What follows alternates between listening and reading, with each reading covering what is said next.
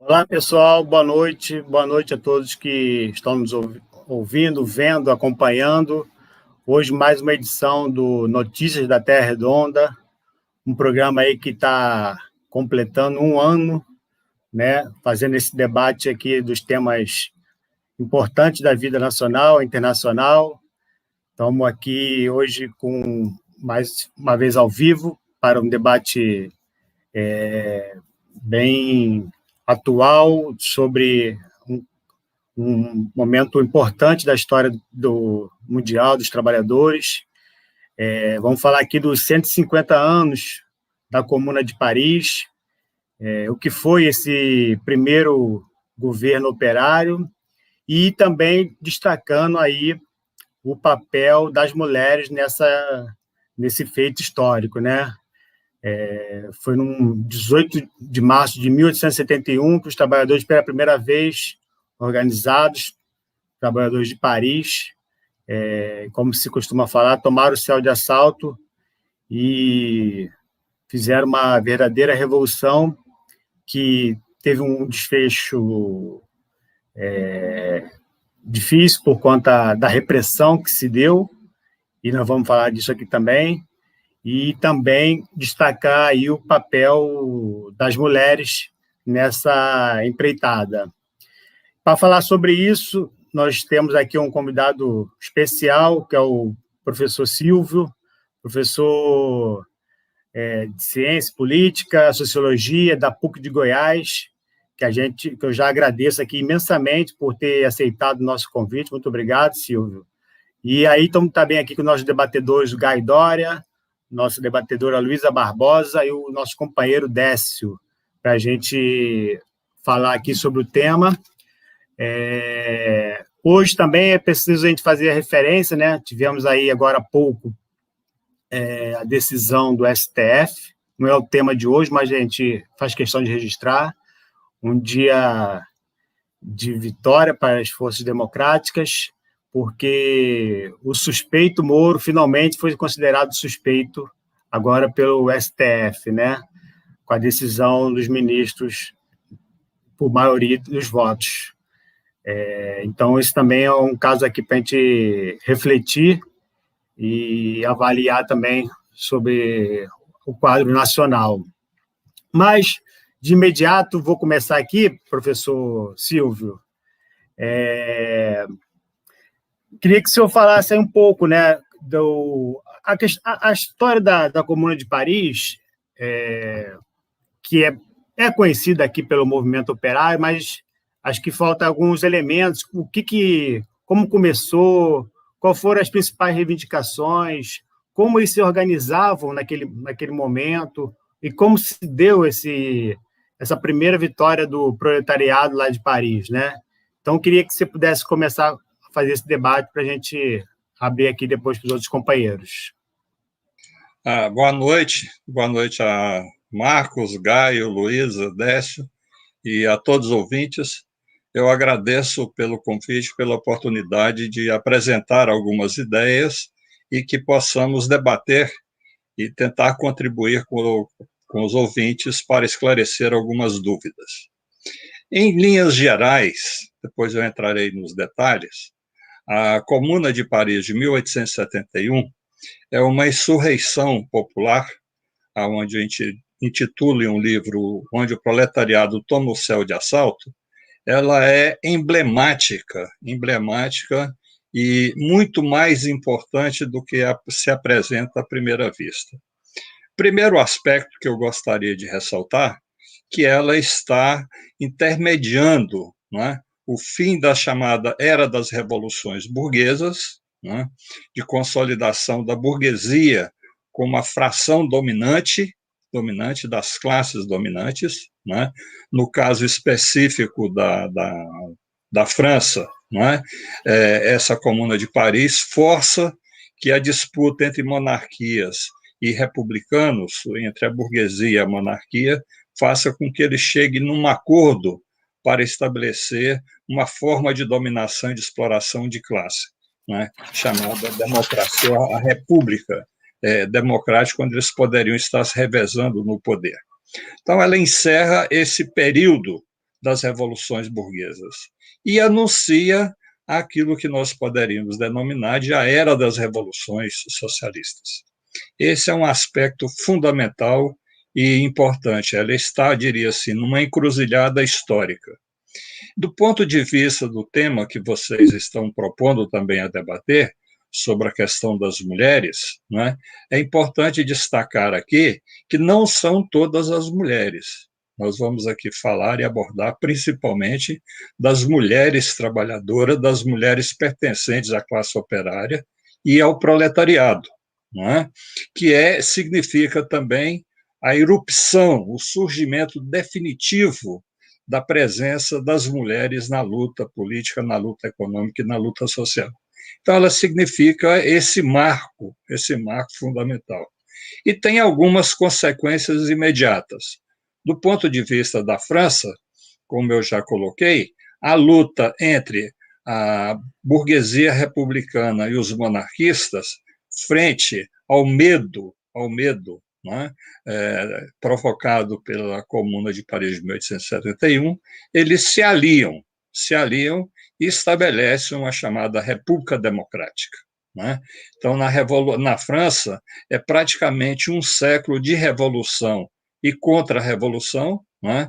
Burgueses disputando com monarquistas, que chega ao final esse processo revolucionário burguês, em consequência da Comuna de Paris.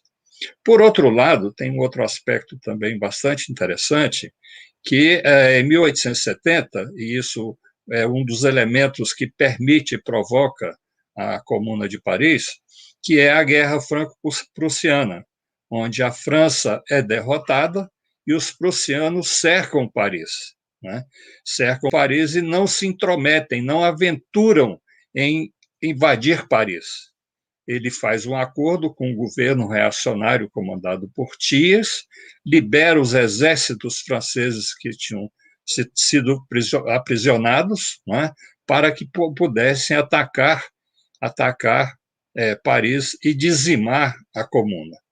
Porém, os prussianos, comandados pelo Bismarck, que é o grande articulador da unificação prussiana, que vai redundar no surgimento da Alemanha, ele, frente àquela luta tenaz e as reivindicações, as experiências da Comuna, no sentido de tomar algumas decisões, alguns decretos de caráter social, de caráter socialista, ele, ao retornar à Alemanha, já o alemão unificado, ele é um dos pioneiros em articular o início de medidas de caráter social, não é?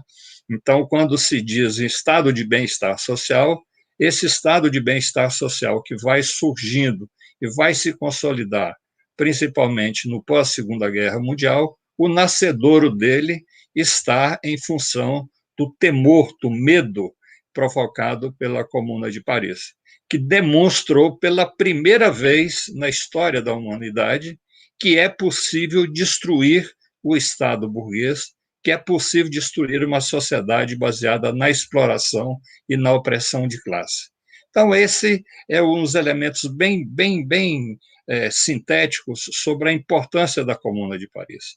E aí eu gostaria de chamar a atenção que a Comuna de Paris ela é muito pouco estudada, não é? Alguns livros de histórias que abordam a Comuna de Paris. E eu, fazendo uma pesquisa, constatei que, às vezes, livros de pessoas mais avançadas, democratas, tem 2 linhas, 3 linhas, tem 1 parágrafo, 2 parágrafos, 3 parágrafos, e aqueles mais avançados discutem um pouquinho o que foi a Comuna de Paris. Portanto, não dá a esse acontecimento a importância que ele de fato representa, não é? E aqui eu gostaria de chamar a atenção que desse processo da luta das mulheres, não é, que tem início lá na desagregação da comunidade primitiva, no surgimento da sociedade de classes, não é, a mulher não foge da história, a mulher sempre está presente, seja na atividade produtiva, não é? E seja nas outras atividades. Então, a mulher está presente em todo o processo produtivo, em toda a história.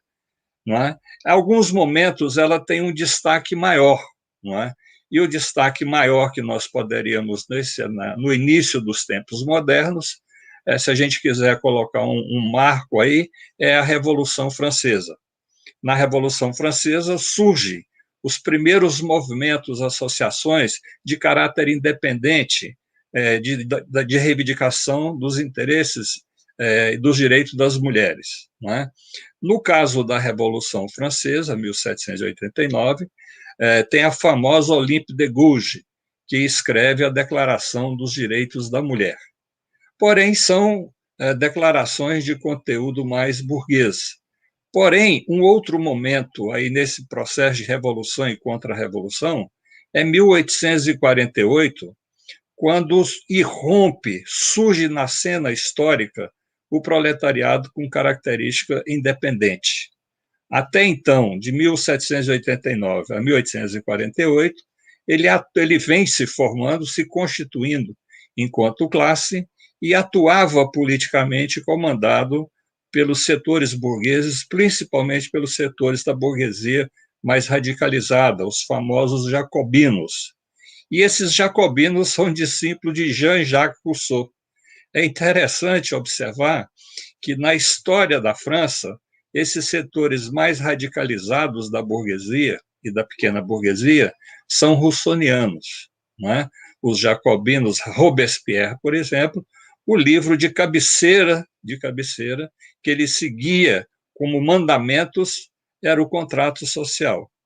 E claro que isso vai marcar esse caráter da Revolução Burguesa na França, que é a influência das ideias de Rousseau e o surgimento dos jacobinos, que posteriormente nós chamaríamos de neo-jacobinos. Não é? E o proletariado, os trabalhadores, participam nessas primeiras fases da Revolução Burguesa na França, sob a direção das ideias dos jacobinos, né, e dos neo-jacobinos. Em 1848, pela primeira vez, o proletariado apresenta-se com reivindicações próprias e independentes. Inclusive, tentam tomar o céu de assalto. Só que não havia condições históricas para isso, e são dizimados em 1848. Porém, no bojo dessas lutas revolucionárias em 1848, nós vemos surgir associações de mulheres com reivindicações específicas.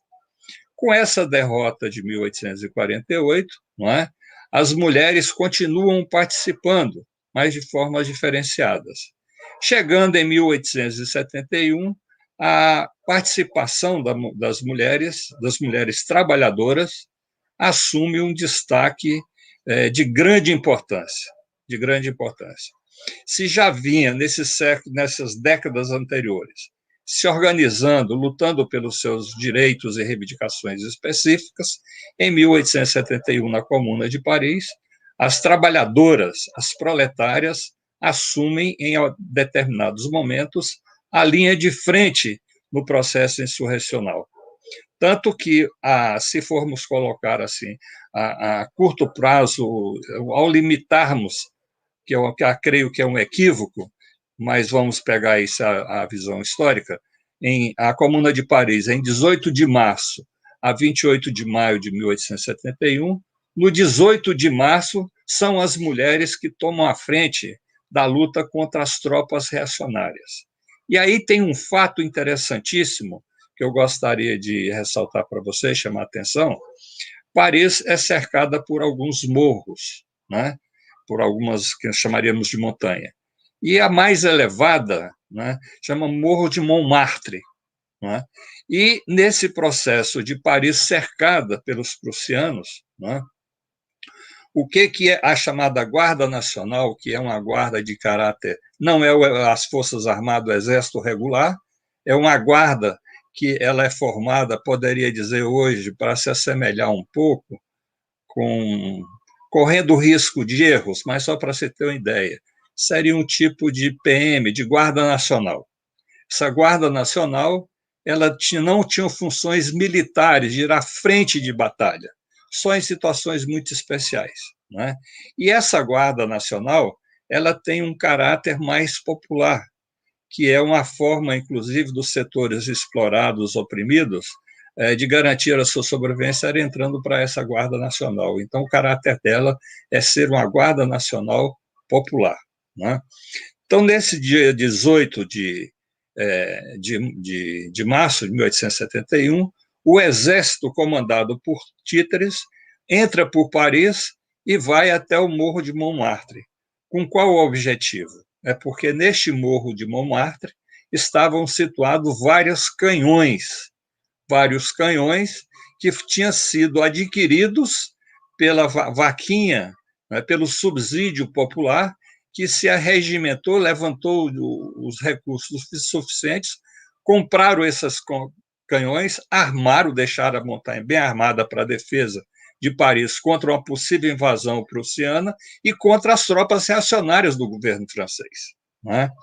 E quando chegam lá, essas tropas reacionárias e conservadoras para retirar os canhões na madrugada do dia 18, as mulheres são as primeiras que dão alarme e saem às ruas e com seu corpo se coloca na frente e não permite a retirada dos canhões, né? E aí começa toda uma negociação, uma discussão, e nesse momento as tropas, que seriam as tropas de ocupação do Morro de Montmartre e para a retirada dos canhões, aderem às reivindicações populares, comandada principalmente pelas mulheres.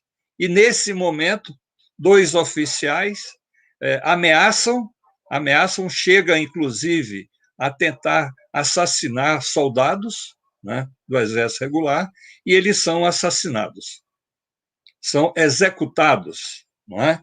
E aí, vamos dizer assim, estaria o deflagrar da chamada Comuna de Paris. E, nesse processo como um todo, as mulheres vão se organizam rapidamente, já tinham algumas associações anteriores que já vinham sendo organizadas, e elas se organizam melhores, se organizam para garantir o abastecimento, para garantir assistência à saúde, para garantir a manutenção das escolas, o suprimento, e algumas se organizam em batalhões armados que vão para defesas das barricadas. Então, esse acontecimento ele é também bastante sintomático e enigmático, porque significa a irrupção definitiva das mulheres proletárias trabalhadoras no processo da luta de classes em curso, nesse momento em Paris, porém que extrapola Paris, não é? E que está até hoje no Brasil, não é? Como você estava dizendo, quer dizer, as reivindicações, os direitos que as mulheres conquistaram e possuem hoje não caíram do céu, não é? São resultados de uma luta secular das mulheres participando com os homens, seja das mulheres organizando-se de forma independente e apresentando as suas reivindicações e conquistando os seus direitos. No nosso caso do Brasil, né, quer dizer, a Carta Magna, né, diria, a Constituição de 1888, é resultante de uma intensa e profunda luta das mulheres organizadas de forma independente e participando também das associações e organizações dos trabalhadores. E eu gostaria de reafirmar as conquistas que as mulheres possuem hoje, que nós possuímos, né? Eu considero que a conquista das mulheres é uma conquista também dos homens, porque ela é uma conquista civilizatória, ela é uma conquista que interessa a emancipação de homens e mulheres que vivem numa situação de exploração e de opressão. Abriria aí para vocês alguma intervenção, algum debate que a gente poderia analisar, inclusive, mais historicamente aqui. Beleza, professor. Obrigado aí pela introdução. Só a introdução já foi uma aula aí que a gente já aprendeu bastante. É interessante, né, no que a questão da comuna, né? Você fez essa referência ainda de 1689, 1848, com 1871, e esse papel das mulheres que realmente talvez ficasse em um segundo plano, mas é muito importante a gente ver como é que teve a participação delas, né? Antes de abrir para os outros companheiros, Eu vou dar uma lida aqui em alguns comentários, e aí já digo que o pessoal pode mandar as perguntas, fazer os comentários, que a gente vai ler todos aqui. A Maria Eugênia dá boa noite a todos. O Severino, que é um companheiro que também sempre nos está acompanhando aqui, dá uma boa noite aos comandantes, Marcos Pereira, eu, Gai, Décio, ao nosso palestrante Silvio, e um grande abraço ao nosso camarada estudiosa Luísa Barbosa. Também dá aqui um ótimo debate a todos. A Maria Eliege Rocha também dá uma boa noite. Nosso companheiro amigo Marcos Azevedo também dá uma boa noite a todos. A Eline Jones, parabéns pela iniciativa, muita informação importante. A Lilian Vaz, queridos camaradas, boa noite, Lilian. Vovó Nádia, não é isso? Boa noite, ensopado com esse banho histórico. E deixa eu ver quem mais aqui. A Liege, né? Aqui, muito bom, Silvio. É incrível, né, Silvio, como é que a gente vai conhecendo um pouco mais dessa história da comuna, que em vários países já é comemorado, né? Foram várias atividades aí, quem acompanhou pelo mundo aí de lembrança, né? Relembrando a Paris, a comuna, a tomada do poder, né? Mas também queria que você falasse um pouco depois da questão das principais reivindicações da época. Você falou da questão do voto, né? O sufrágio universal, coisa que viria muito tempo depois no resto do mundo, né? Mas lá já começava, os comunards já tinham isso como das suas reivindicações e fizeram valer, né? Eu vou abrir aqui primeiro para os debatedores, os companheiros, passar aqui primeiro para a nossa estudiosa Luísa Barbosa. Marcos, se me permite um breve comentário antes, aproveitando a oportunidade, já que o professor Silvio fez uma excelente fala, a gente não pode deixar aqui de fazer um merchan, né, do livro que ele escreveu, né? Para todos eles, todos os telespectadores que estiverem interessados, né? Ele tem um livro publicado pela editora Anita Garibaldi, né, chamado Comuna de Paris, o proletariado toma o céu de assalto, que, se as pessoas correrem, está em oferta relâmpago, por 3 dias na Anita Garibaldi. Então, muito fortuitamente, ainda podem pegar um preço especial. O link já está compartilhado nos comentários. Eu diria assim, aproveito a oportunidade, porque está saindo aí a 3ª edição, que é uma edição atualizada, ampliada e ilustrada, né? Justamente na comemoração dos 150 anos, que é uma data redonda e, devido à importância da comuna, eu resolvi organizar essa 3ª edição, não é? Ampliada e ilustrada. Isso, perfeito. Boa lembrança, Gai. Na verdade, mais do que isso, porque está havendo uma vaquinha virtual, né, Silvio, que a gente pode chamar assim, né, para fazer a publicação dessa 3ª edição revisada, ampliada, né?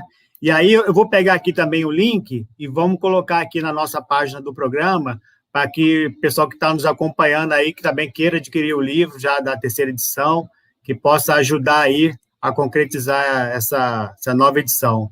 Beleza? Luísa? Boa noite a todos. Vocês me escutam bem? Quero abrir mão... Estamos escutando, Luísa. Que bom. Bem, em primeiro lugar, antes de começar o meu comentário, Silvio, queria agradecer a tua explanação, a tua referência e aproveitar para falar o quão importante é não só as mulheres falarem sobre as lutas das mulheres, né? O quão importante é toda a classe trabalhadora, de maneira geral, defender a classe trabalhadora. A gente vive num momento pós-moderno, né? chamado das tendências pós-modernas do ponto ideológico, já que, na minha opinião, na verdade, a pós-modernidade não existe. A gente ainda vive sob o padrão da modernidade, né, que é a Revolução Industrial e a Revolução Francesa. Mas esse ambiente intelectual pós-moderno defende que só quem está na chuva pode falar da chuva, como se os meteorologistas, com seus anos de estudo, não pudessem também refletir sobre o tema. E só quem é negro pode falar de negro, só quem é mulher pode falar de mulher.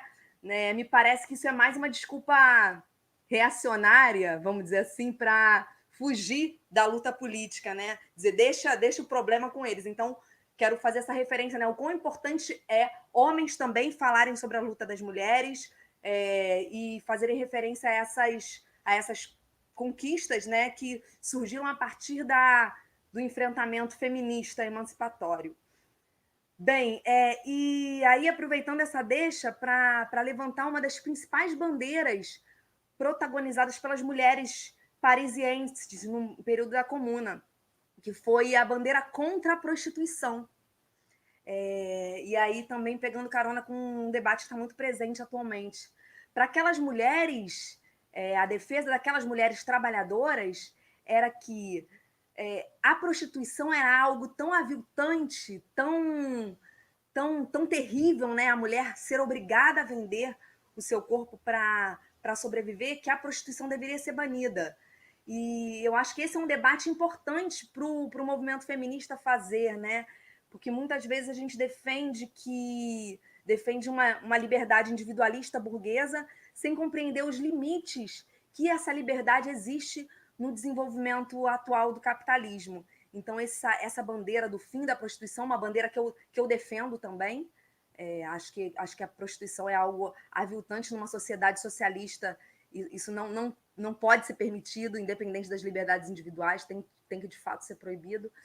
E acho que esse é um debate importante a fazer, e a Comuna de Paris nos traz uma experiência interessante, né? Uma experiência reflexiva, muito interessante para que a gente possa debater. E um outro tema que é relevante também nesse momento histórico-chave da humanidade é o papel da Associação Internacional dos Trabalhadores. Queria até que o Silvio, se tivesse informação sobre isso, pudesse falar um pouco para a gente sobre a primeira internacional, né, a chamada Internacional Anarquista, onde a disputa entre os socialistas e os anarquistas foi extremamente intensa, e os anarquistas acabaram construindo um debate mais hegemônico daquela primeira internacional. O papel da organização dos trabalhadores naquele período em que a Comuna estava se desenvolvendo. Queria que ele, se ele pudesse, falasse também um pouquinho disso. E, beleza, geral, Luísa. Agradecer mesmo essa reflexão. Luísa, veja, eu gostaria de fazer uma observação antes. Eu tenho sido muito feliz nos meus estudos e análises, partir do pressuposto de que a realidade ela é multifacética e multilateral. Não há apenas um aspecto, não há apenas uma dimensão. E que todas elas estão interligadas, estão em perfeita interação. Em determinados momentos, por um fator ou outro, um aspecto assume maior destaque e outros secundários. Não é? Vejamos essa notícia primeira aí da decisão do STF, lá da segunda turma. Não é? Quer dizer, há um mês atrás nós não diríamos que seria esse o resultado. Não é? Então, veja, como a realidade ela é multifacética, multilateral, e um elemento fundamental que ninguém pode negar, a não ser os descelebrados, não é? É que o mundo está em movimento. Não é? E, segundo alguns, a política é como nuvem. Não é? Como a luta de classe é como a nuvem. Hoje prevalece determinados setores, determinadas frações, não é? Que se aliam, se realinham, não é? Que não dão uma realidade definitiva. São momentos. E se formos analisar do ponto de vista da história, é fundamental e importante conhecer, pesquisar, estudar a história.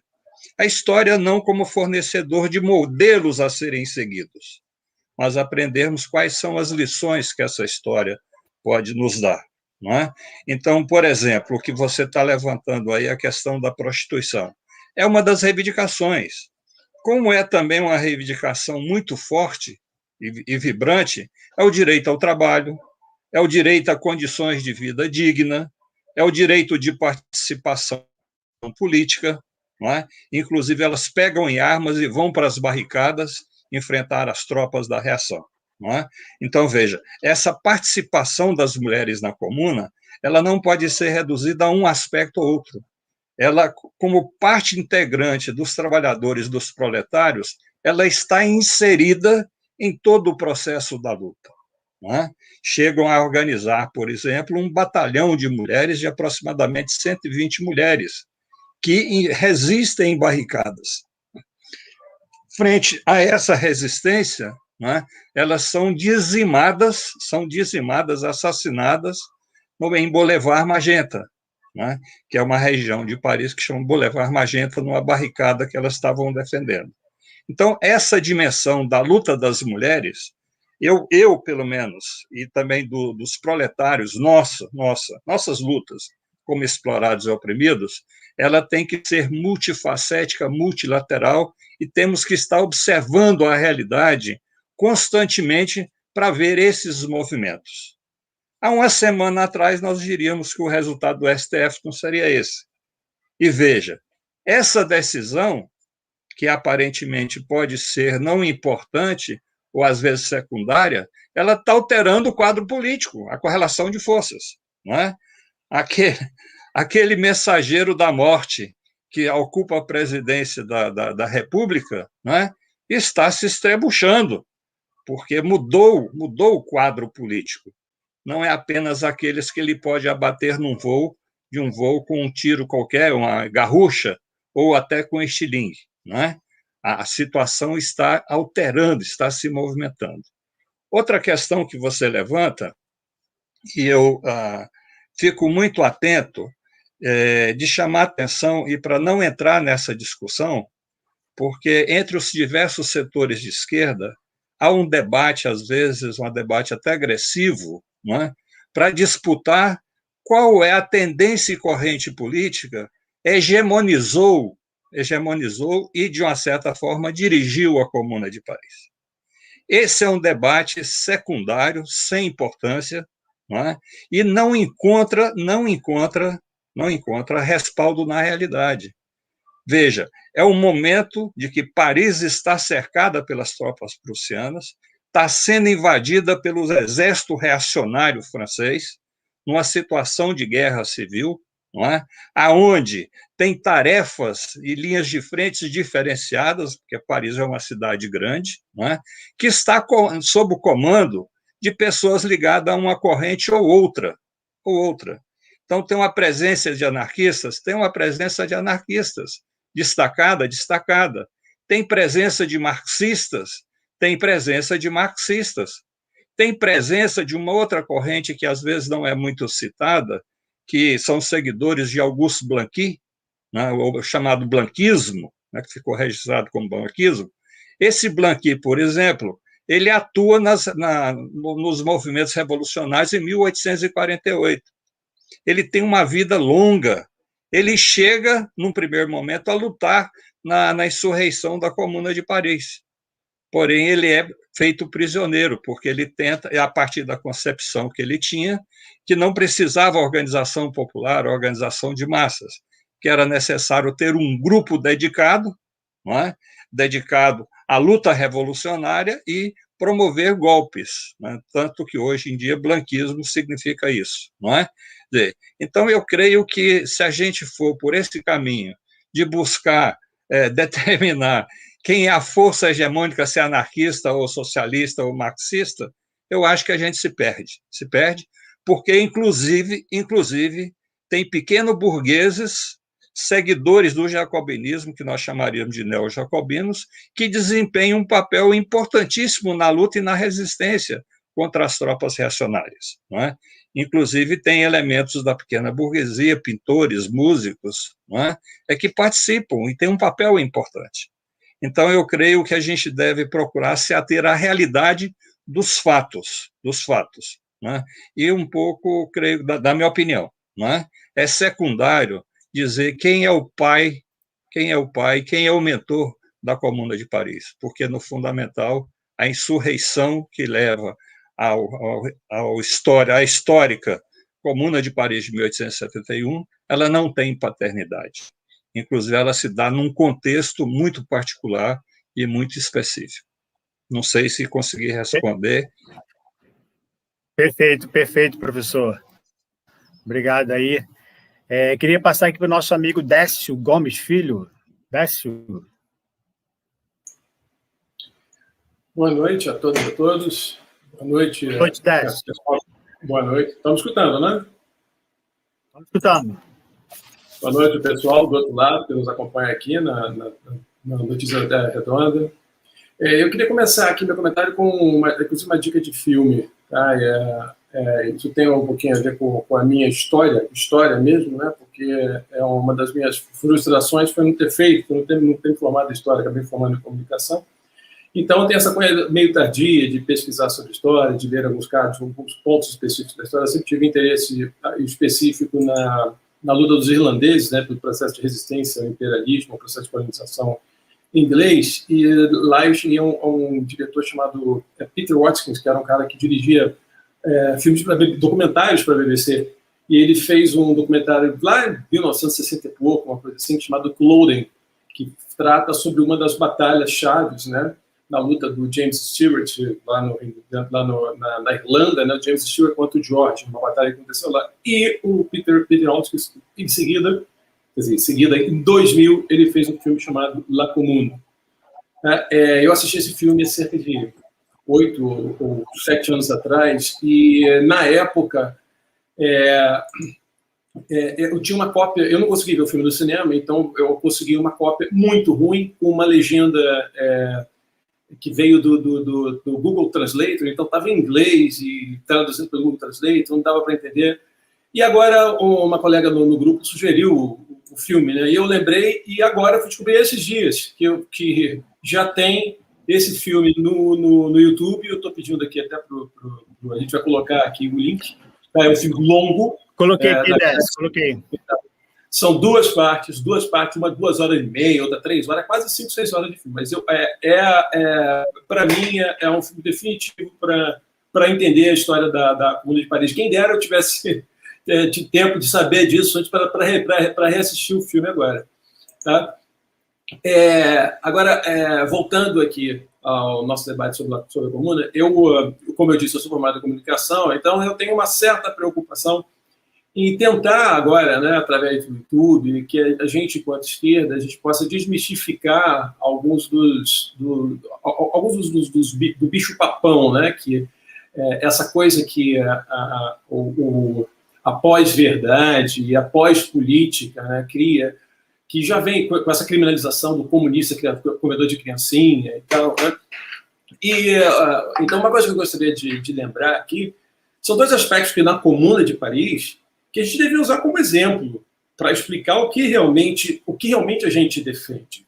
Um deles é que nessa pós-modernidade agora, nessa alt-right, quando a alt-right, essa esquerda, essa direita alternativa toma o poder e de assalto às redes sociais, o YouTube falsificando a história, né?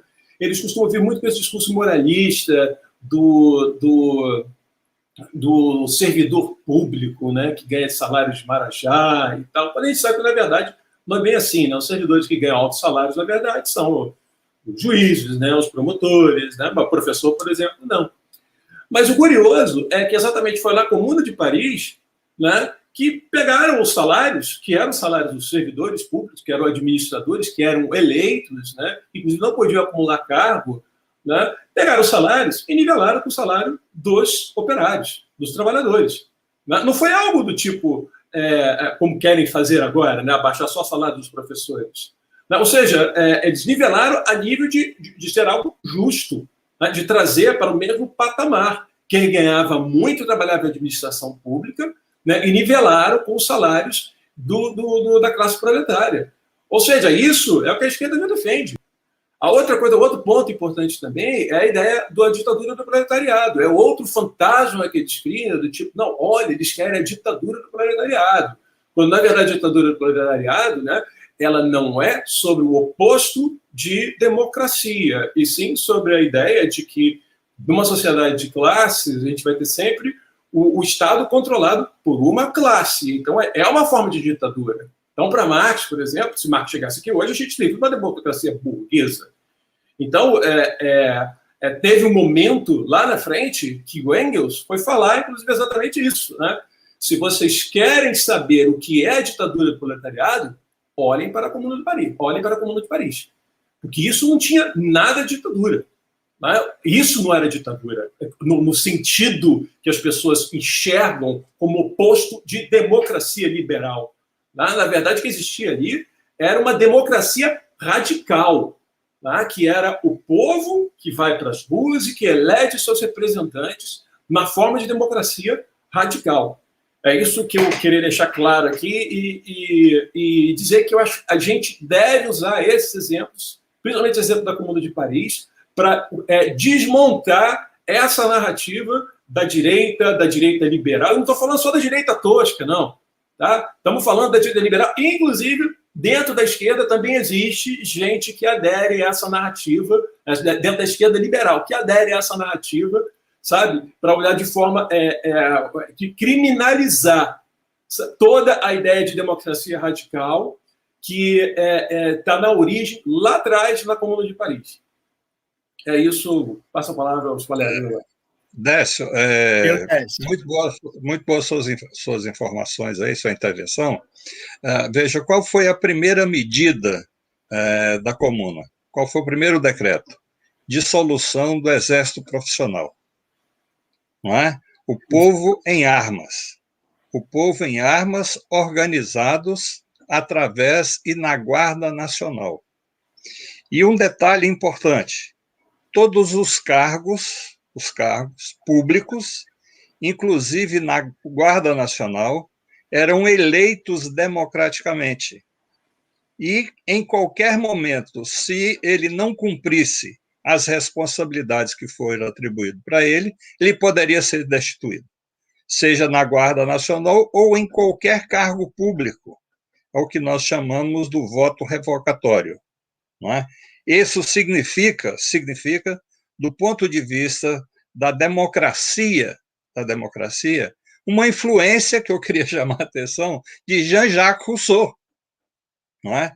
Então, gostaria de chamar a atenção de vocês que a França, nesse processo de revolução e contra-revolução, tem muitas particularidades que são originadas pelas concepções de Jean-Jacques Rousseau, que tem duas obras que eu indicaria para vocês, que é fundamental e importante ler, e não ler só uma, ler as duas. É Origem e Fundamento da Desigualdade entre os Homens e o Contrato Social, não é?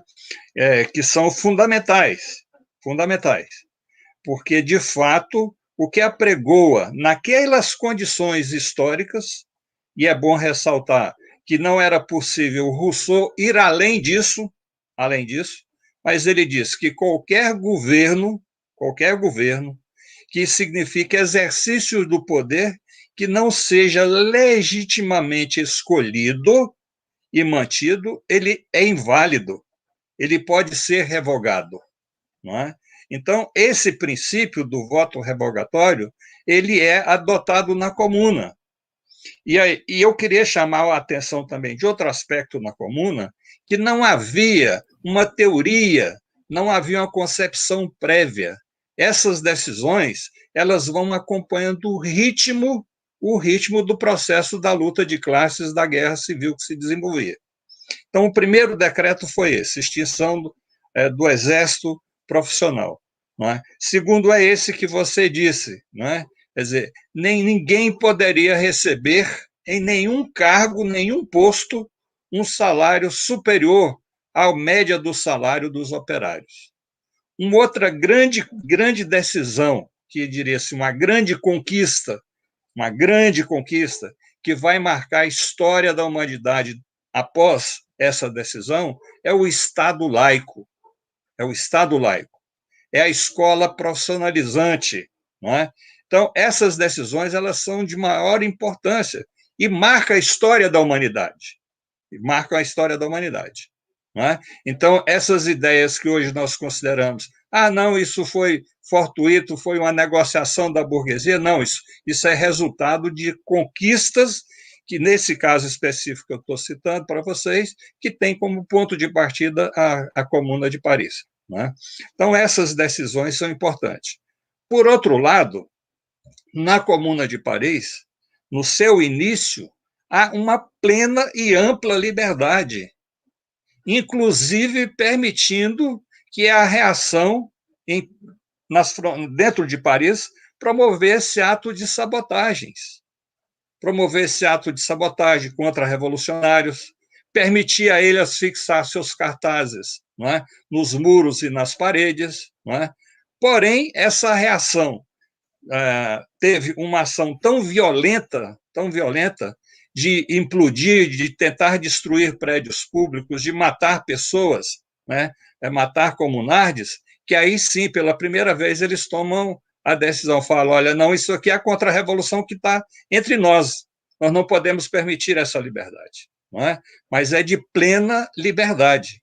E aí, como você mesmo disse, reafirmando, é uma democracia ampliada, uma democracia avançada, que nenhum país em toda a história, após a Comuna de Paris, ainda chegou a essa conquista de uma democracia ampliada, de uma democracia onde pode-se participar, que tenha voto revogatório, que todos tenham direitos iguais, não só em termos de discurso, mas na prática real. Não é?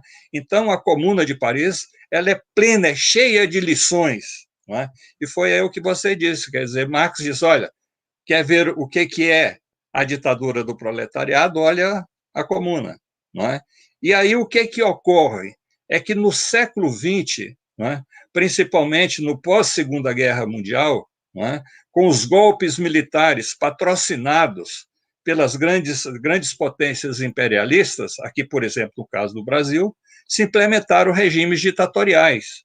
Não é? Então, claro que aí há uma mudança no significado do termo. Não é? Então, quando Marx e Engels está falando em ditadura do proletariado, ele está se referindo à experiência da Comuna de Paris e uma democracia extremamente avançada, não é? Que não seja apenas de discurso, que seja uma democracia real, não é? Real. E claro que o objetivo dessa democracia proletária, que você pode dizer ditadura do proletariado, não é? Essa democracia proletária, ela tem um objetivo estratégico histórico, que é desenvolver as forças produtivas, desenvolver a sociedade, para criar as condições que essa necessidade de organização ela vá se extinguindo, né? Para chegar a uma sociedade sem classe, uma sociedade sem Estado. Não é? Então, essa ideia que está colocada, a partir da experiência da Comuna de Paris, não é? Tem que organizar um novo tipo de Estado, um Estado profundamente democrático para o proletariado, para que se elimine a exploração e a opressão de classe, para construir uma sociedade do futuro que a grande parte da população almeja, não é? Que é uma sociedade sem classes que eles chamam de comunismo.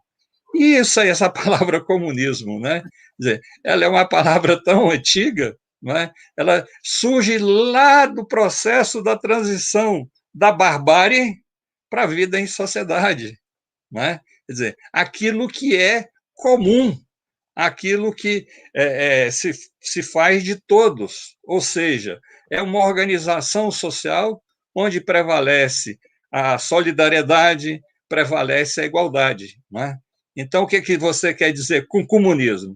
Comunismo é a sociedade do futuro, a sociedade da igualdade, não é? Da fraternidade, sem exploração e sem opressão, aonde todos nós, sendo homens ou mulheres ou qualquer outra opção que tenhamos, né, possamos ser felizes, viver livres e felizes, tendo condições asseguradas a nossa sobrevivência.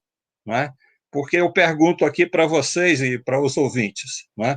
Na sociedade existente hoje, não é? Eu saio aqui perto de Goiânia, vocês estão no Rio, mas saio um pouco a distância do centro urbano do Rio. Não é? Quantas terras férteis estão improdutivas? Vocês vão pelo Brasil, quantas terras férteis estão improdutivas ou estão dedicadas à monocultura, ao agronegócio, não é? Que está extraindo as nossas riquezas minerais, está destruindo a nossa natureza para explorar e exportar grãos. exportar cana-de-açúcar, alimentar os suínos, não é? Alimentar os porcos franceses, os porcos chilenos. Não é? Se nós formos observar uma visão panorâmica esse país, nós vamos chegar à conclusão de que há uma imensa quantidade de riquezas que, ao estar concentrada na mão de poucos, produz para beneficiar poucos. E aí, veja, pergunto para vocês, se essa riqueza fosse colocada a serviço dos brasileiros e brasileiras, da população, não é?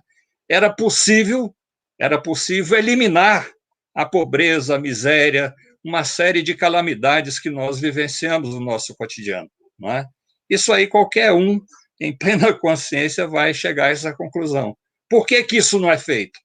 Porque há uma organização de um poder político institucional que nós chamamos Estado, um Estado que tem um aparato repressivo extremamente eficiente, que nós chamamos de aparato judicial, o poder judiciário, que é o aparato de repressão, que é justamente para a manutenção da ordem existente, que é da exploração, e mais do que a exploração, é da opressão, não é? Porque nós não somos só explorados, nós também somos oprimidos no nosso cotidiano. Perfeito, Silvio. É legal como é que esses episódios, né, da Descomunidade, né, e outras revoluções também nos inspiram, né, nos trazem a reflexão da construção de uma nova sociedade, a sociedade comum, né, comunista, que a gente luta sempre, para a gente poder acabar com essa miséria aí. Hoje, a gente vê aí a situação da pandemia, né, é um negócio horrível. Aqui, você falou aqui do Rio, né, eu moro aqui no centro, então a gente vê como cresceu, né, moradores de rua, como a miséria cresceu, famílias inteiras morando na rua, sem qualquer condição, e aí não tem auxílio, não tem emprego, não tem nada. É um momento, assim, muito ruim, que eu fico, quando eu saio na rua, não tem uma rua, uma esquina, onde não tenha uma pessoa morando, uma pessoa sentada ali sem esperança, né? Sem saber o que faz da vida. É um negócio assim, que todo dia é complicado. Mas vou seguindo aqui no debate, Silvio. Não sei se o Gaio quer falar com a gente aí também, Gaio. Sim, claro, como não, né? Hoje, falar aí é uma honra poder falar, inclusive, sobre os 150 anos da Comuna de Paris. Queria chamar a atenção para uma série de fatos, partindo um pouco da discussão que o professor Silvio propôs, né, em lembrar muito bem a ausência de estudos historiográficos sobre a Comuna de Paris em si. Por isso, mais uma vez, eu destaco, é importante que as pessoas apoiem o projeto, porque é uma das poucas obras disponíveis em português de qualidade. Realmente, assim, é algo, digamos assim, é uma poça num deserto aqui no Brasil. E vale a pena a gente apoiar esse projeto. Mas eu acho que a razão pela qual, né, houve essa falha, né, da historiografia também não é por acaso, né? Primeiro porque eu acho que a Comuna de Paris ela sobreviveu muito através dos escritos políticos, né? Ou seja, dentro da própria esquerda, né, e da tradição aí da esquerda, que no Brasil, né, convém-se dizer, entre aspas, esquerda autoritária, né, ou do socialismo real, chame do que quiser, mas foi na experiência do socialismo real que essa tradição da comuna foi muito bem lembrada e recordada, mas sempre sobre um viés político, assim, notório, né? Não tem como descaracterizar isso, né? E o grande responsável por historiar a Comuna de Paris, como nós a conhecemos hoje, é ninguém menos do que, na minha opinião, o próprio Marx, né? Em seu livro A Guerra Civil na França. É importante mencionar isso para as pessoas que tiverem interesse em ler, e eu acredito que seja uma das principais fontes primárias para o estudo da Comuna de Paris, né? É um livro onde estão descritas as medidas e etc., né? Mas, em termos de história, assim que a Comuna foi derrotada, né, e massacrada, né, depois de seus 72 dias de existência, né, um verdadeiro massacre, uma ordem de 10 mil pessoas foram eliminadas, né, sem o menor pudor pelo governo de Versalhes, né, houve uma campanha sistematizada para apagar o histórico da Comuna de Paris, onde foram escritos livros, panfletos, etc., disseminando informação, o fake news, né, de hoje, basicamente, né, desacreditando toda a experiência que foi a Comuna de Paris. Então, isso acabou causando um impacto muito grande, na minha opinião, né, na academia formal, subsequentemente, né, que até talvez seja, eu não sou um especialista em Comuna de Paris, talvez o professor Silvio possa falar, seja a própria ausência de fontes, né, porque ou elas foram destruídas, ou as que existem também foram criadas com o propósito de difamar a Comuna. De modo que o escrito de Marx acabou sendo uma das suas principais fontes e, digamos assim, né, um dos seus grandes advogados, né? E, bom, também é aquilo, né? É incontestável que essas medidas elas tomaram corpo e elas aconteceram fruto aí da luta de classes, né? No momento. E a grande lição da Comuna de Paris, né, que você tem essas duas perspectivas, né, que uma é essa questão historiográfica, de como ela se deu, etc., etc., mas a lição que ela nos deixa, e por isso que é importante um programa como esse, porque nós estamos aqui lembrando os princípios organizativos da Comuna de Paris, que a Comuna nos legou, que eu acho que a gente pode entrar especificamente aí numa segunda rodada, e a sua lição principal, que é a radicalização da democracia.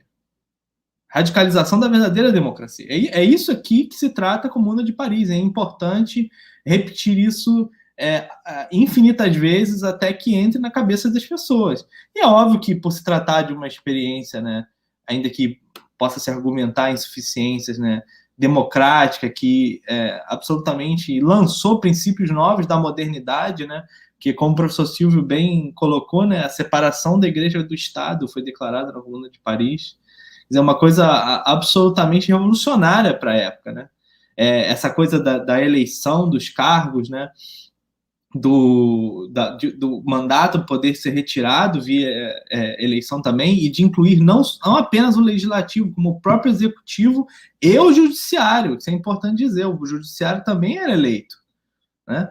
E as forças de repressão serem desbaratadas em sua forma, digamos assim, mais formal, até como nós a conhecemos hoje, né, e organizadas em volta de uma estrutura popular, também é algo absolutamente inédito e que se repetiu poucas vezes na história após a Comuna de Paris, mas é um princípio que tem que ser levado, uma bandeira tem que ser levantada num estandarte mais alto, porque, né, assim, o coração do Estado é a sua força repressiva. Então, por isso que esse primeiro decreto do Exército é uma coisa, é um terremoto, né, no Estado moderno, que até hoje não se fez novamente nas proporções, né, que se propôs.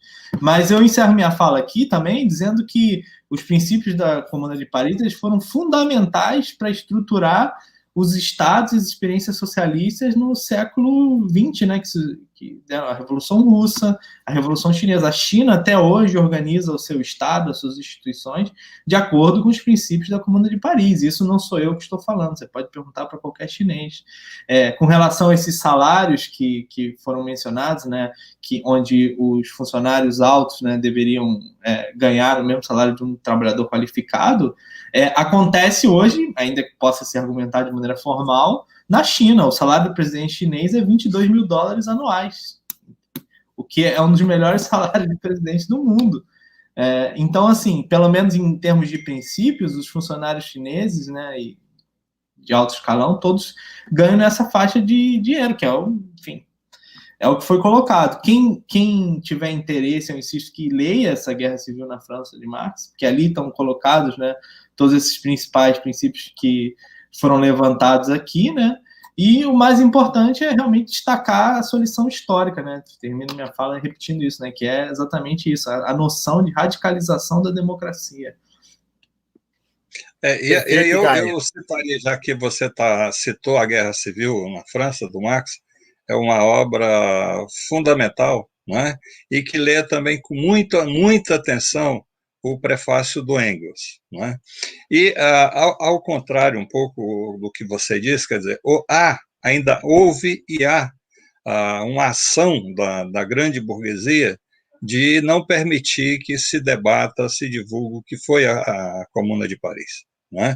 Mesmo derrotada, ela aterroriza a Europa e, por extensão, passa a aterrorizar o mundo, porque pela primeira vez na história da humanidade se demonstrou na prática, na luta cotidiana, que é possível destruir a sociedade baseada na exploração e na opressão e construir uma sociedade de democracia avançada, de controle e organização popular, não é? Uma nova forma de vida, aonde todos possam buscar ser felizes e viver com dignidade. Esse no geral, vamos dizer assim, em síntese, o grande exemplo que é deixado pela Comuna de Paris. Essa é a grande lição. Não é? E, claro que os setores, vamos dizer assim, que são simpáticos à Comuna de Paris, ainda somos, vamos dizer assim, poucos, né? E já fomos em determinados períodos em maior número, hoje somos menores, né? Mas, por exemplo, na França, é tradição todos os anos rememorar a Comuna de Paris. Não é? E aí você entra no Google e coloque lá La Commune de Paris. Então você vai ver uma série de páginas, e a mais famosa delas, que foi fundada, criada em 1888, chama Les Amis de la Commune de Paris, não é? E que tem muito material. Não é? Claro que ainda não são suficientes, mas tem aqueles que se dedicam aos estudos, às pesquisas minuciosas, não é? E claro que há muito estudo e muita pesquisa a ser feito, e principalmente de divulgação dos materiais e das informações que temos. Não é? E aí, claro, que pela forma como está organizada hoje as universidades, os setores que têm acesso ao conhecimento, não é? Tem que se submeter a uma jornada de trabalho extenuante, não é, Décio? Uma jornada de trabalho extenuante, e temos que fazer projetos de pesquisa, fazer pesquisas conforme os interesses, não é? Das classes dominantes.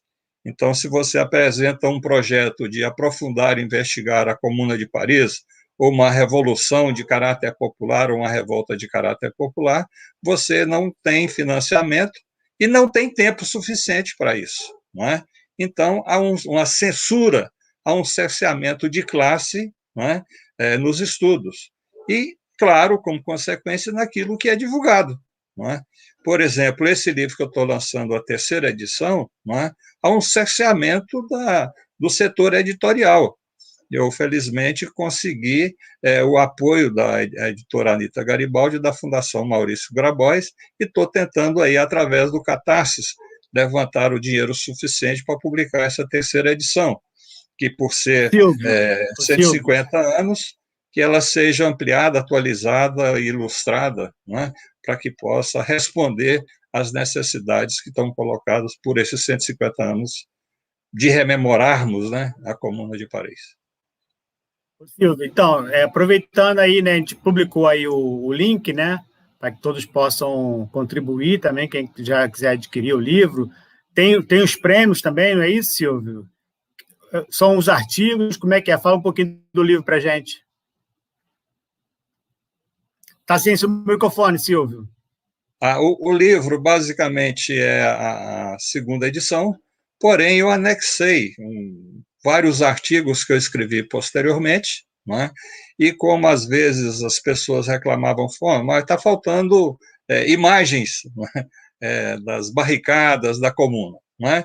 Então eu decidi fazer uma 3ª edição atualizada, ampliada com esses artigos que eu escrevi posteriormente e ilustrada.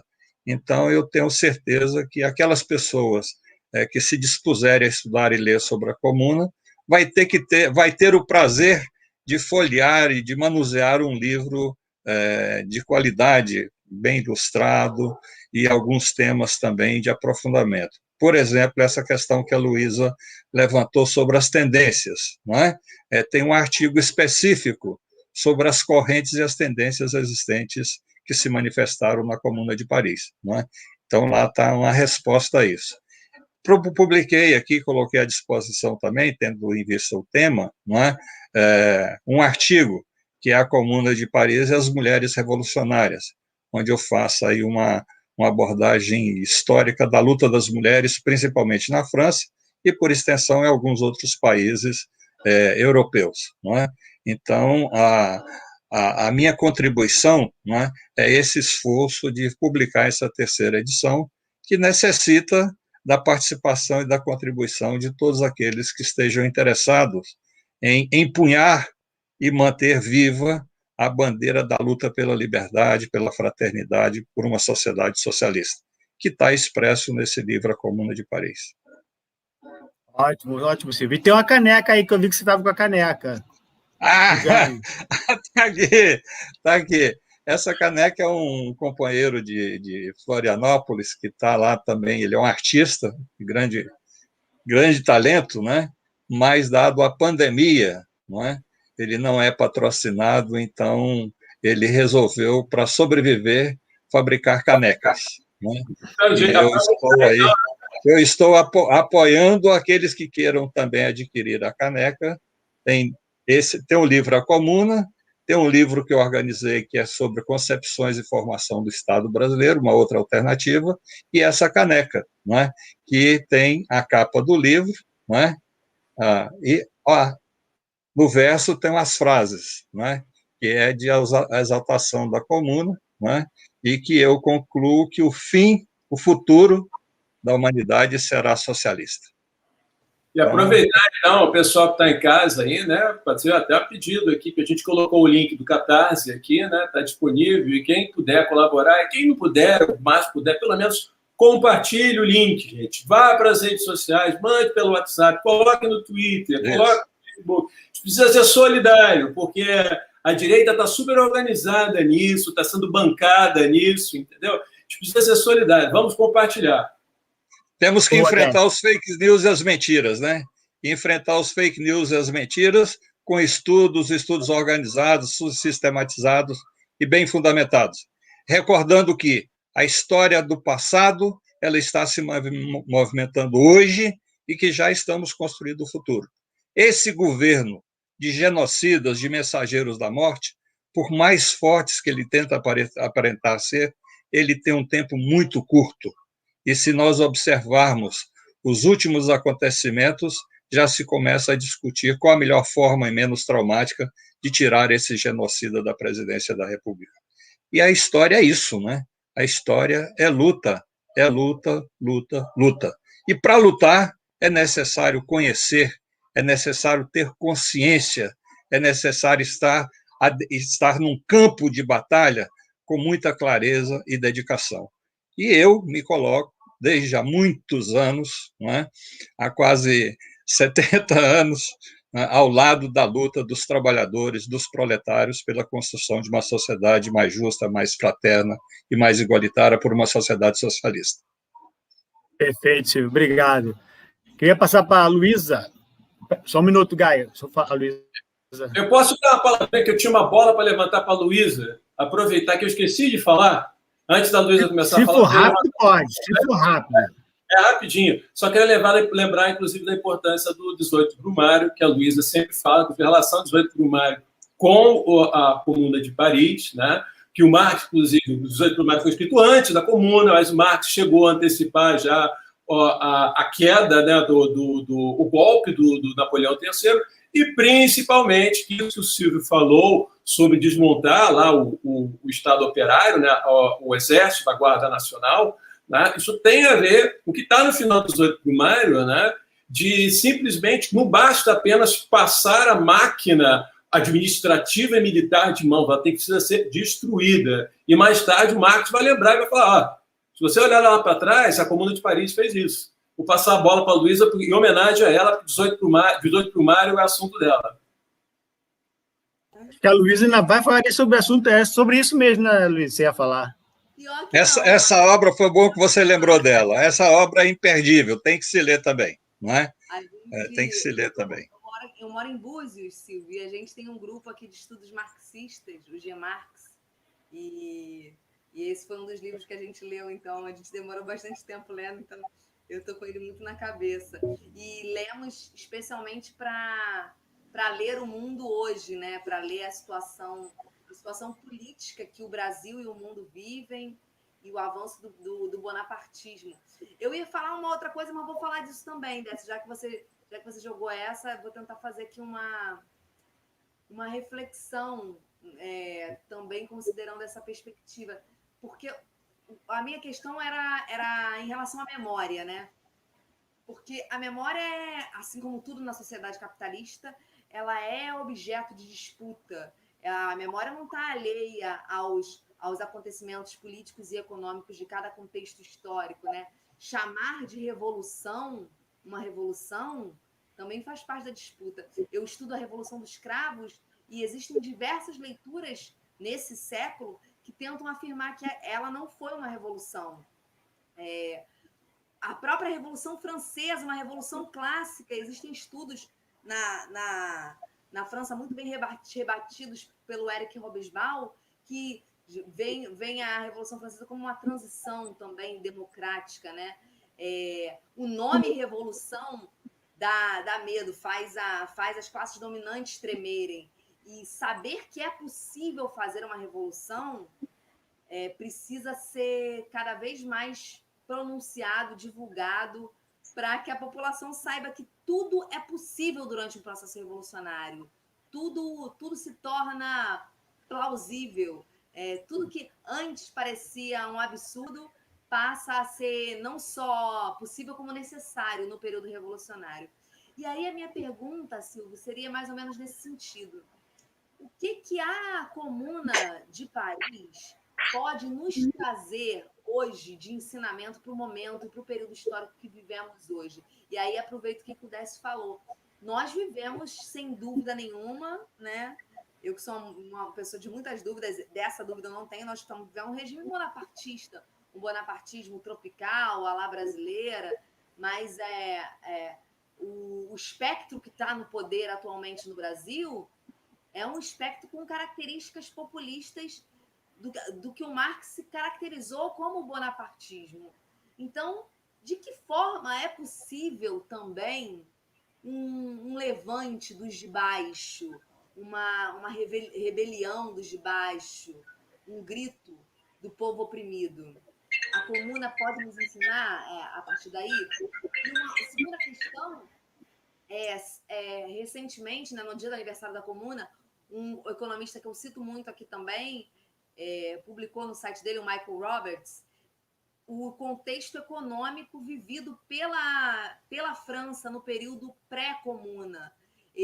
A França vivia um período de apogeu e depois de declínio, depois de um declínio forte e brutal, estimulado pela guerra franco-prussiana. Então, esse cenário também de guerra que nós vivemos hoje, né, porque o ambiente da pandemia se assemelha bastante a um contexto, se não de guerra, mas um contexto de exceção nunca antes visto. Então, de que forma também esse contexto sanitário pode servir como um comparativo para Paris em 1870?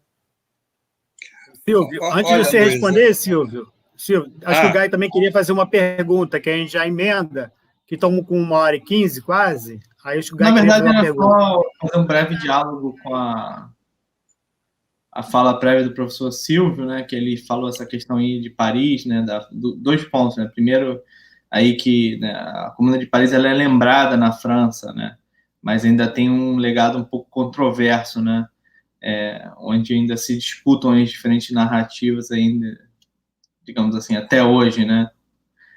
Isso é inevitável, né, Gaio? Porque enquanto, vamos dizer assim, estamos nessa fase da história que tem correntes políticas, organizações políticas diferenciadas, e eu não vou questionar a legitimidade de uma ou de outra, não é?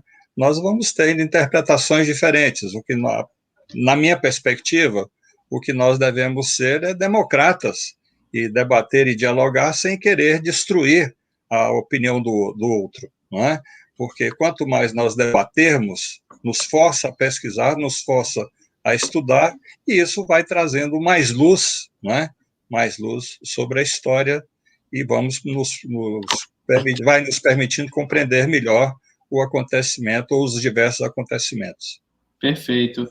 O que me chamou muita atenção aí na cobertura da mídia, né, sobre esses eventos, né, principalmente eu não leio muito bem francês, mas eu dei uma olhada rápida, mas na mídia em inglês, né, é que houve uma espécie de, como é que eu posso dizer assim, apropriação da experiência da comuna como uma representação de ideais progressistas, limpando um pouco, essa foi minha percepção, essa tradição mais revolucionária, digamos assim, conectada aí com o Marx, essa perspectiva de ditadura do proletariado e etc., assim, querendo apagar um pouco essa tradição, vamos dizer assim, né? Foi uma percepção que eu tive aí, lendo como eles cobriram, né? Tem até uma exposição na Bélgica, se eu não me engano, sobre os 150 anos da Comuna, mas ainda não sei se é verdade, foi uma impressão que eu tive lendo. E o segundo ponto que você falou, né, do Engels, do prefácio do Engels, isso eu acho importante citar, é que eu acho que o ponto principal que ele levanta ali, na minha opinião,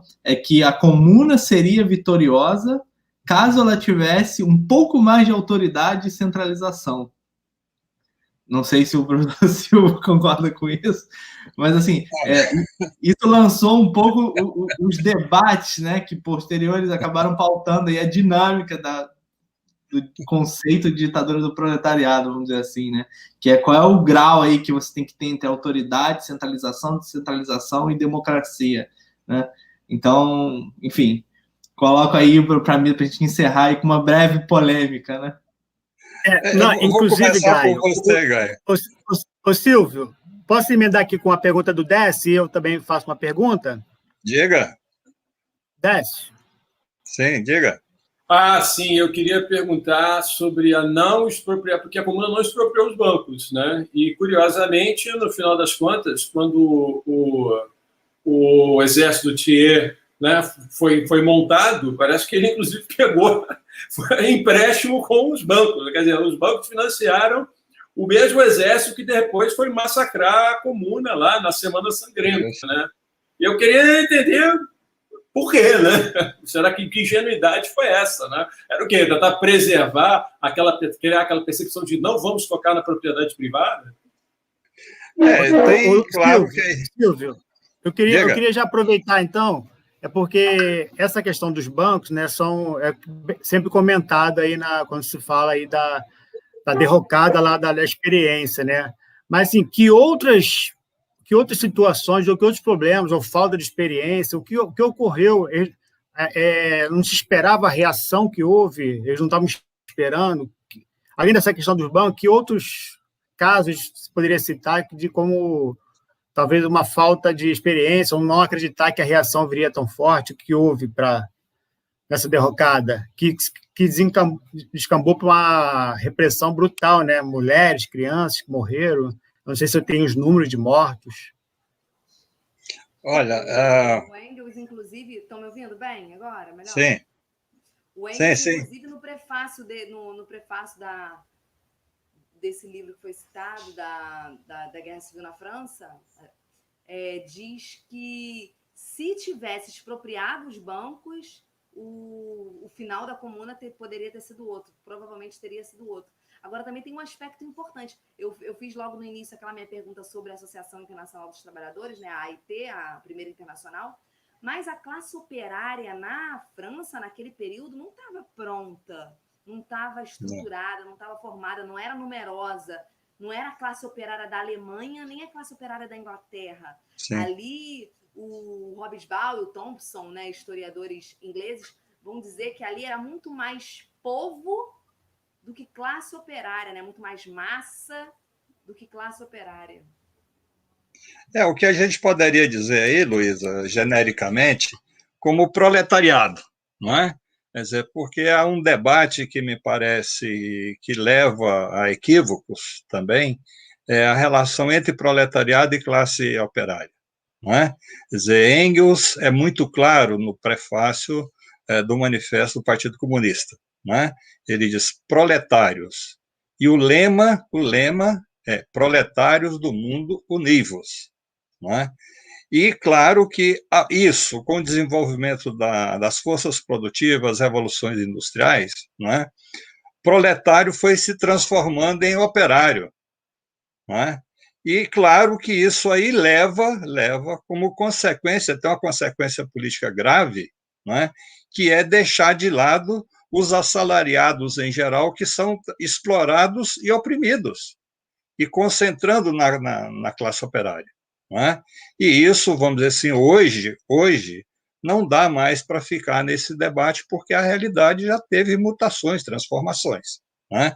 Então, reafirmando, para Marx e Engels se trata de proletariado, proletariado que inclui todos aqueles que vivem de salários, são os assalariados em geral, não é? Então, esse elemento é importante. Na Comuna de Paris, tem setores, que aí genericamente chamados de proletários, que não são operários, mas são artesãos, são artistas, são pintores, são músicos e são revolucionários, não é? Pode não rezar pela minha cartilha, pela cartilha que eu gostaria que ele rezasse, mas são revolucionários. Por quê? Porque querem destruir aquela velha sociedade que está se afirmando, a sociedade burguesa capitalista, e construir uma sociedade mais justa, fraterna e igualitária. Então, esse leque de forças, não é? Eu creio que seria mais correto colocá-los como proletários, ou seja, aqueles que querem e lutam pela construção de uma nova sociedade que, como objetivo mais imediato, é o socialismo, e a longo prazo é a sociedade sem classe, a sociedade comunista, né? Então, eu acho que outra coisa que eu chamaria atenção é que, se a gente não estiver atento, né, a gente fica num debate do se. Se tivesse feito, aí a gente fica no se, porque ao vocês colocarem aqui, eu fico estimulado a responder o se, não é? Quer dizer, e aí a gente fica discutindo o se, não é? Quer dizer, o fato concreto e real é que o Banco de França, que reunia e reúne a história do processo da acumulação das barbaridades cometidas pela burguesia francesa, pela nobreza francesa, não é? Agora, por uma ilusão, e eu acho que aí sim é uma ilusão de classe, não é? Quer dizer, não invadiram e colocaram a público tudo aquilo. Não é só apropriar das riquezas existentes, que são imensas, mas documentados todas as falcatruas, todas as malandragens, toda a opressão, toda a repressão que a nobreza e a burguesia francesa fizeram e faziam, não é? Então, tornava público ao mundo, publicizava o que eram as classes dominantes, não é? Esse eu creio que é um aspecto fundamental. Mas o que ocorreu? Não houve a invasão do Banco de França. Eles, inclusive, permitiram que recursos do Banco de França financiassem o exército da reação de Thiers, que estava em Versalhes, para liquidar. Esse é um equívoco. Mas veja o seguinte, quer dizer, a história não é construída pela minha vontade. E aí eu acho que é importante ler com muita atenção a Guerra Civil na França, do Marx, que antes do eclodir da Revolução chamada Comuna de Paris, não é? Da insurreição, ele dizia lá, olha, nesse contexto internacional, é um suicídio, uma revolta, uma insurreição em Paris, cercada, isolada, não é? Pelas tropas prussianas e pelo exército reacionário do Thiers, não é? Seria um massacre do que a classe operária, que o proletariado tinha produzido de melhor de liderança, não é? Quer dizer, ele já aponta isso antes da erupção em 18 de março, não é? E dizer, não, se tivesse maior centralização, não é? Maior comando, poderia ter vencido. Essa também é uma ideia que a gente tem que situar ela, não é? E não dar assim, uma importância superlativa a isso aí, porque isso se dá no bojo de uma luta fraticida, ferrenha, entre a corrente marxista, que chamaria de marxista, dentro da Internacional, e as correntes ali comandadas por Bakunin, os chamados anarquistas, não é? Então, ali se trava uma luta ferrenha neste momento. E aí, Engels, eu diria assim, naquele momento, nessa luta política teórica acertada, porém, se nós pegarmos ao pé da letra, não é? A gente vai cair podemos correr o risco de cair no inverso, não é? Quer dizer, uma questão concreta que ficou ali, que foi debatida e que é debatido, faltou um comando unificado, não é? Que posteriormente nós vamos o quê? Perceber que isso seria um partido político, não é? Mas o partido político, para representar os ideais que querem construir de uma nova sociedade, ele tem que ser democrático. Ele tem que ser democrático, não é? E, claro, que aí se cria a ideia do tal do centralismo democrático, não é? Que, às vezes, em determinados momentos históricos, ele é mais centralista e menos democrático, mais democrático e menos centralista. Isso é uma gangorra, né, que cabe a gente a pesquisar e aprofundar o debate.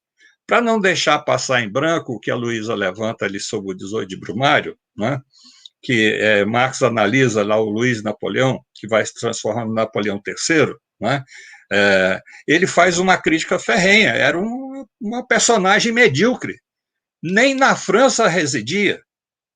Em relação às grandes revoltas de 1848, a chamada Primavera dos Povos, e a repressão que se abate sobre o proletariado que estava insurgindo e rompendo na história, é que permite o surgimento desse tipo de personagem. Um personagem medíocre, baseado na tradição, naquele contexto, na tradição, baseado em grupos de fascínoras, do chamado lumpenproletariado, não é? Ele consegue o quê? Consegue ter uma votação estrondosa para a Assembleia Nacional e depois para se eleger presidente e dar o golpe. Aí você percebe, quer dizer, quais são as lições que podemos tirar disso? É que em momentos históricos, elementos medíocres, não é, podem chegar à presidência da República, como ocorreu no Brasil em 2018. Agora veja, não é só o medíocre, não é só o medíocre, porque ele é apenas uma peça nesse tabuleiro. As forças poderosas que se articulam para permitir a sua vitória eleitoral, não é? Tinham um inimigo em comum, que se unificaram, não é? Então, construiu um bloco de apoio que vai formar um bloco de poder a partir de 2019, que não é unitário, tem uma série de diferenças entre si, não é? E claro que na medida que colocam um medíocre, um genocida, um mensageiro da morte, não é? Como a expressão, não é? Ele comanda alguns descelebrados que vão à porta do palácio, onde ele vai e visita, não é? Mas se formos pegar mesmo, diria assim, na expressão popular, né? No pega para capar, isso não chega a um dígito, não é? Agora, por que está ocorrendo esse processo como um todo? Porque aqueles setores que prepararam as condições favoráveis ao golpe em 2016 e a vitória em 2019, agora é público que está sendo publicizado. Um dos elementos de peças do xadrez está começando a ser decidido hoje, não é? Que é a suspeição do Moro. Não é? E, por outro lado, não podemos esquecer que, se a realidade é multilateral e multifacética, não é? Creio que um conceito que nos ajuda muito não é ficar restrito a ele, mas utilizá-lo como instrumento de análise, é a tal da guerra híbrida, não é? Porque a luta de classe hoje, ela não é mais nos modelos mais tradicionais, não é?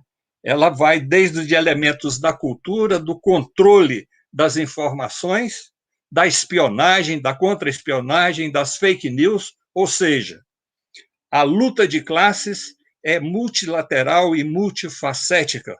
Ela está em todos os lugares, em todos os momentos. Então, não podemos descuidar de forma nenhuma, porque ela está, neste momento, aqui, nesse embate, entre aqueles que estão assistindo, elas nos cercam. Nós estamos inseridos numa guerra híbrida, aonde essas dimensões da luta de classes assumem feições e formas cada vez mais acirradas, e pode ser também de forma violenta, não é? Quer dizer, está aí as milícias, principalmente vocês do Rio de Janeiro, que enfrenta isso de uma forma mais acirrada, né? Ela está se organizando pelo Brasil todo, e agora com a legalidade de que é possível comprar armas.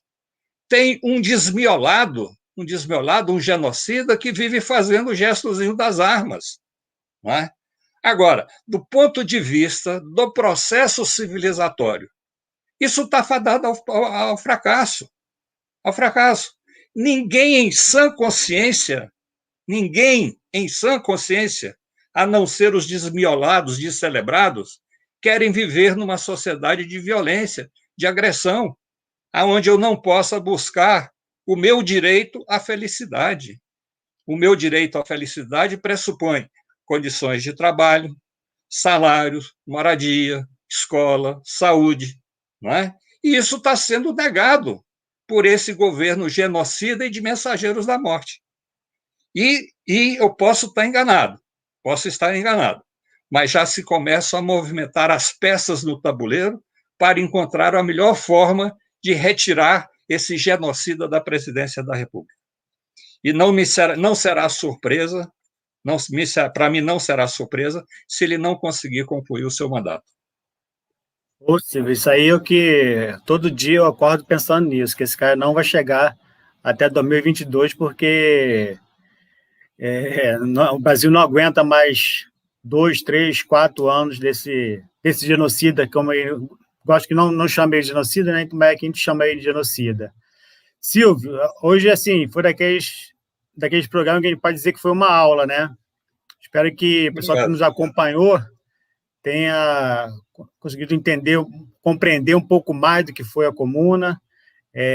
Acho que o livro ajuda, né, bastante, não só o que vocês vão lançar aí a 3ª edição, mas as outras dicas que vocês deram aqui, como o 18 Brumário, do Rousseau, e todos os outros livros que nos ajudam a compreender melhor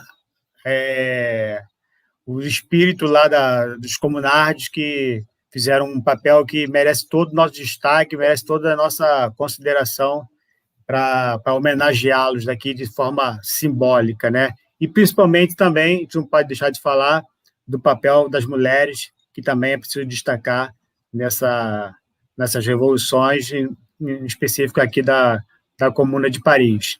Silvio, no final, nós sempre temos um poema que a Luísa nos traz aqui brilhantemente, e o de hoje, claro, vai ser sobre a Comuna. Mas antes, eu perguntaria se o Gaio ou o Décio querem fazer alguma consideração final antes de eu passar para a Luísa. Deixa eu não deixar passar em branco, não, porque eu estudei muito esse período. Não dá tempo de eu contar um pouco a história, mas da França. Eu tenho livros escritos sobre a França, pesquisei, estudei muito sobre a França, então gostaria de acrescentar um livro. A luta de classes na França de 1848 a 1850. Esse é o ponto de partida. Depois vem o 18 de Brumário e depois a Guerra Civil na França. A luta de classes de 1848, que é o ponto de partida, que a Marx analisa esse momento histórico que vai ser chamado de Primavera dos Povos, aonde o proletariado irrompe na história da humanidade, com fisionomia própria. Não é? Claro que com organização insuficiente, etc., mas é um marco importantíssimo para a gente entender esse processo. Então, é uma trilogia, são 3 livros. Né? Perfeito. Ótima leitura aí para a nossa quarentena aí, para a gente se atualizar e conhecer mais. Luísa? Fora do estudo, da pesquisa, não tem alternativa. Né? Se não estudar, não ler, é um idiota a mais. Vira um Bolsonaro da vida, um bolsominion. Só fazer um apelo aqui em cima do que o Gaio lembrou, né, que existe esse processo de apagamento, esquecimento voluntário da Comuna. Né? Pessoas divulguem, pensem, publiquem a Comuna, porque a gente parar para pensar, E a história da Comuna deveria virar um baita daqueles filmes blockbuster. Lógico que eles iam estragar tudo, né? Mas deveria virar um baita de um filme blockbuster. A gente não vê isso não existe. Tem esse filme que eu indiquei, que é fantástico, tá? Mas é um filme dentro de uma narrativa totalmente fora mainstream, é um filme de uma produção independente, produção com pouco dinheiro, com atores amadores, tá? Mas isso, a gente precisa divulgar essas coisas, porque lá fora, o mainstream, as forças que dominam o país, o mundo, não vão deixar de divulgar. Nós vamos ter que, unidos, mobilizados, organizados, destruir esse Estado, né? Esse poder econômico-político baseado na opressão e exploração de homens e de mulheres, dos assalariados, ou seja, do proletariado em geral. Ô, Silvio, agradeço imensamente, Silvio, você se dispôs aí a nos ajudar a fazer esse debate aí, agradeço muito mesmo. Espero a gente poder se encontrar em outros debates, aí, outros temas que a gente possa levantar aqui. Agradeço imensamente a todos que nos acompanharam aqui no programa, Gaio, Décio, e aí, Luísa, passo para você agora, para o nosso poema. Vamos lá. É um poema do Bertolt Brecht, em homenagem à Comuna de Paris, em homenagem à nossa luta cotidiana. Que a gente se inspire, né, na Comuna, que esse programa também sirva para a gente compreender que a luta política se faz também na rua e com força. Considerando nossa fraqueza, os senhores forjaram suas leis para nos escravizarem. Mas as leis não serão mais respeitadas. Consideramos que não queremos mais ser escravos. Consideramos que os senhores nos ameaçam com fuzis e com canhões. E nós decidimos, de agora em diante, temeremos mais a miséria do que a morte. Considerando que ficaremos famintos se suportarmos que continuem nos roubando, queremos deixar bem claro que são apenas vidraças que nos separam deste bom pão que nos falta. Considerando que para os senhores não é possível nos pagarem um salário justo, tomaremos nós mesmos as fábricas. Considerando que o governo nos promete sempre está muito longe de nos inspirar confiança, nós decidimos tomar o poder para podermos levar uma vida melhor. Considerando que vocês escutam os canhões e outra linguagem não devem conseguir compreender, deveremos, então, sim, e isso valerá a pena, apontar os canhões contra os senhores.